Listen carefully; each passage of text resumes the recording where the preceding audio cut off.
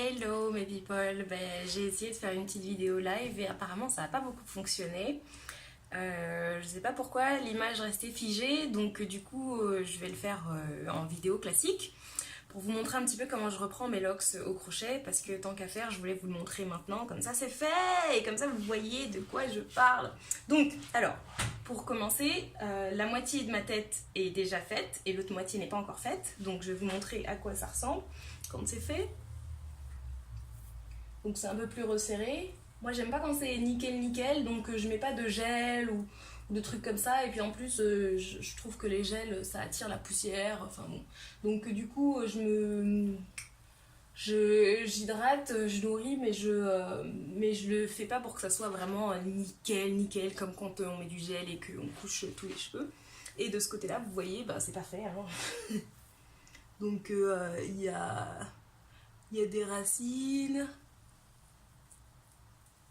Il y a plein de racines même. Je peux passer au travers. Je vous montre avec une, elle par exemple.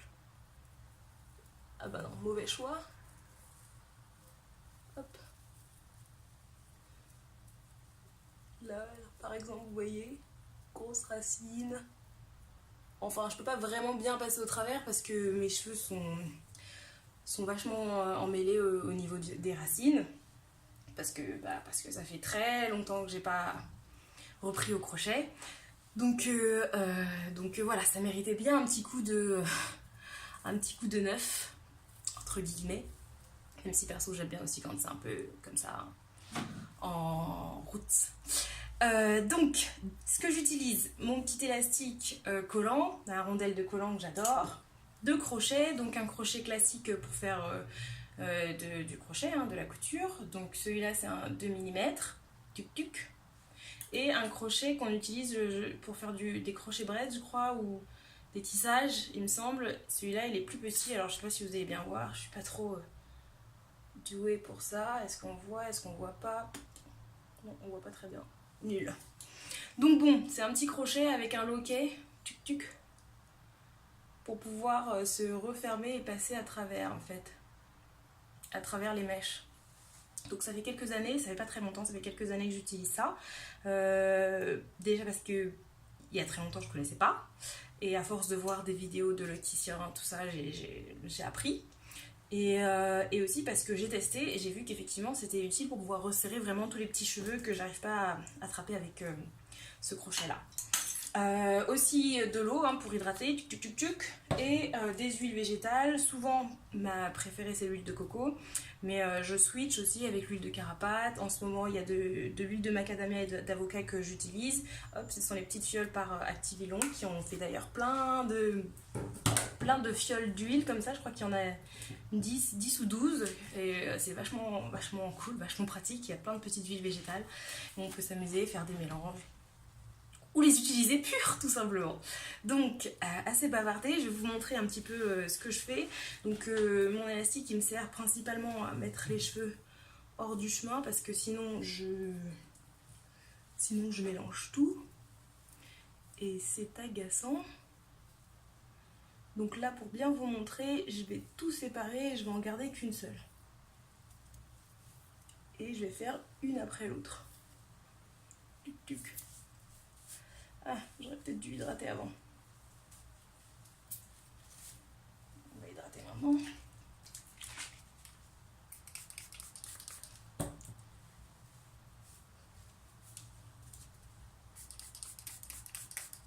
Donc c'est juste de l'eau hein, que j'utilise. C'est pour pouvoir rendre tout ça un peu plus souple et que ça soit du coup plus facile. Hop, ça s'étire bien et que ce soit plus facile. En général, quand je fais ma reprise, je la fais après le shampoing parce que du coup les cheveux sont plus souples et encore un petit peu humides du shampoing. Mais avec le temps, forcément ils commencent à sécher puisque je mets énormément de temps à les faire. Donc là j'ai pris l'huile, j'ai mis vraiment une toute petite goutte, hein, si vous regardez on voit à peine. Parce que là il n'y en a que sur une seule, donc je vais pas non plus la surcharger. Et puis si on en met trop après, ça ça attire la poussière. Donc l'idée c'est vraiment que ça puisse assouplir et que ça soit plus facile et que ça nourrisse un petit peu, mais pas que ça soit saturé quoi en huile. Et ensuite là ce que je fais, ce que vous me voyez faire, c'est récupérer tous les petits cheveux qui sont autour pour l'ajouter à la base de la lox. Alors moi je suis pas très je suis pas très à cheval sur les dessins. Y a des personnes qui font vraiment des quadrillages par rapport à leur locks et il faut que les petits cheveux qu'ils récupèrent suivent le quadrillage pour qu'après, soit par esthétique ou soit pour que lorsqu'ils fassent des petites coiffures, après ça soit plus facile de suivre les lignes. Moi je m'en fiche un peu donc je prends les cheveux comme ils viennent autour et puis c'est tout, parce que je fais pas spécialement de coiffure et parce que j'aime bien quand ça fait un côté un petit peu naturel. Donc là, vous avez tous les petits cheveux des racines. Hop, hop. Tous les petits cheveux des racines. Ce que je commence à faire, je sais pas si vous voyez bien, j'espère que vous voyez bien. Ouais, bon, je vais allumer la lumière après. Donc ce que je commence à faire, c'est les rassembler ensemble. Et je prends la mèche à la racine et je passe mon doigt. Vous voyez? J'ai mon doigt qui est au milieu. Et donc là du coup, hop, je prends la mèche et je la passe au milieu dans ce petit trou. Et après je la repasse encore. Est-ce que vous voyez bien? Donc là au milieu, il y a la petite mèche. Je la repasse encore. Hop, je tourne un petit peu, tchouk tchouk tchouk. Et l'idée c'est que ça soit bien pris en fait à la racine. C'est pour ça que je la passe dedans, pour que ça soit bien pris. Et maintenant je vais m'aider de mon crochet. Donc j'avais déjà fait une vidéo comme ça il y a quelques années. Je sais pas, c'était peut-être en 2010 ou un truc comme ça. En gros, je crochette la mèche tout simplement. Donc ce que je viens de faire sans crochet, je le fais mais avec le crochet. Donc je repasse à la racine. Je crêpe un petit peu avec mes doigts, comme ça, pour que ça se mélange plus facilement. Hop, je repasse à la racine. Tourne. On repasse encore. Hop. J'espère que vous voyez bien, que c'est assez clair. Parce qu'il me semble qu'il n'y a pas beaucoup de lumière. Hop. Encore. Et voilà, donc là, globalement, ça ressemble à ça. Tuc, tuc, tuc. Et il y a la petite pointe là, la fin, qui est ici. Vous voyez? Donc ce que je vais faire, c'est que je vais aller prendre ce crochet là et je vais le passer dans la lox en tenant à l'endroit où je veux que ça resserre, et je vais passer vite, tuc tuc tuc tuc, et ça attrape en fait les petits bouts dans un petit peu n'importe quel sens. Je la tourne en même temps comme vous pouvez le voir, hein. Ça attrape les petits bouts dans n'importe quel sens pour qu'ils puissent rentrer. Tout ce qui dépasse un petit peu, le crochet va le choper et va le faire rentrer dans ma lox. Donc je tire pas trop parce que si on tire trop on casse des cheveux et on veut pas casser des cheveux. Juste suffisamment pour sentir que ça rentre. Hop hop hop. Hop hop. Alors perso je tourne toujours mes lox dans le même sens. Donc dans ce sens là, comme vous voyez. Tuc, tuc, tuc. Donc là, voilà ce que ça donne une fois que c'est repris. Et là c'est plus régulier. Il n'y a plus rien qui dépasse. Vous voyez? J'espère que vous voyez bien. Et globalement, c'est ce que je vais faire avec tout ça. Donc je vais vous montrer avec une deuxième, celle qui est juste à côté. Alors celle-là, je suis verte. Comme vous pouvez le voir, elle s'est cassée. Je récupérais mon crochet. Donc elle s'est cassée, tout simplement à cause de la coloration, hein. Enfin la décoloration plutôt. Donc la pointe décolorée, elle n'a pas résisté et elle est tombée. Donc je vais comme pour l'autre, hein, je récupère. Donc pas besoin de rajouter ni d'eau ni d'huile parce qu'il y en a toujours un petit peu et sur les mains et sur les cheveux, vu que j'ai passé comme ça les mains huilées. Donc boum, je sépare. Ici, il n'y en a pas beaucoup à séparer. Donc c'est bien, ça va me permettre de vous montrer une variante.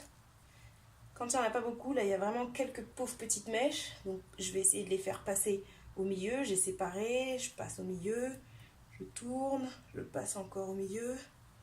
Hop, je passe encore au milieu. Mais bon, j'ai pas grand chose, j'ai juste un tout petit trait comme ça, là, c'est un peu ridicule.